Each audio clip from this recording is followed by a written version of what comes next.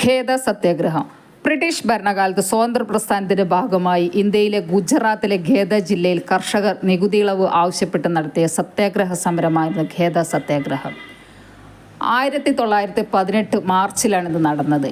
വിളനാശം സംഭവിച്ചിട്ടും ബ്രിട്ടീഷുകാർ കർഷകരിൽ നിന്ന് അമിത നികുതി ഈടാക്കാൻ ശ്രമിച്ചു. പ്ലേഗ് രോഗവും കർഷകരെ വല്ലാതെ ബുദ്ധിമുട്ടിച്ചിരുന്നു. നികുതി അടയ്ക്കാൻ അവർക്ക് കഴിഞ്ഞില്ല. ഇതിനുവേണ്ടി കർഷകരെ ബ്രിട്ടീഷുകാർ നിർബന്ധിച്ചുകൊണ്ടിരുന്നു. ഗാന്ധിജിയുടെ നേതൃത്വത്തിൽ കർഷകർ സമരം ചെയ്യാൻ തീരുമാനിച്ചു. ഗാന്ധിജിയുടെ നേതൃത്വത്തിൽ ഇന്ത്യയിൽ നടന്ന രണ്ടാമത്തെ സമരമായിരുന്നു ഖേദ സത്യാഗ്രഹം. വല്ലഭായ് പട്ടേൽ, മഹാദേവ് ദേശായി, ശങ്കർലാൽ ഭംഗർ എന്നിവരായിരുന്നു ഇതിൻ്റെ പ്രധാന നേതാക്കൾ. അവർ കർഷകരോട് സമരം ചെയ്യാൻ ആവശ്യപ്പെട്ടു.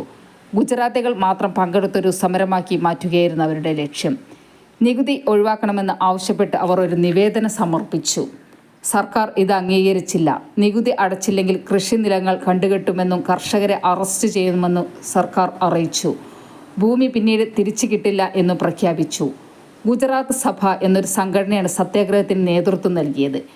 സത്യാഗ്രഹത്തിൻ്റെ അവസാനം സർക്കാർ ഇരുകക്ഷികളുമായി ധാരണയിലെത്തി. നികുതി വർധനവിൻ്റെ നിരക്ക് കുറയ്ക്കാൻ തീരുമാനമായി. കണ്ടുകെട്ടിയ ഭൂമി തിരികെ കൊടുക്കുകയാനും തീരുമാനമായി. അങ്ങനെ ഇതൊരു വിജയത്തിലെത്തുകയും ഖേദ സത്യാഗ്രഹം ഒരു വിജയക്കൊടി പാറിക്കുകയും ചെയ്തു.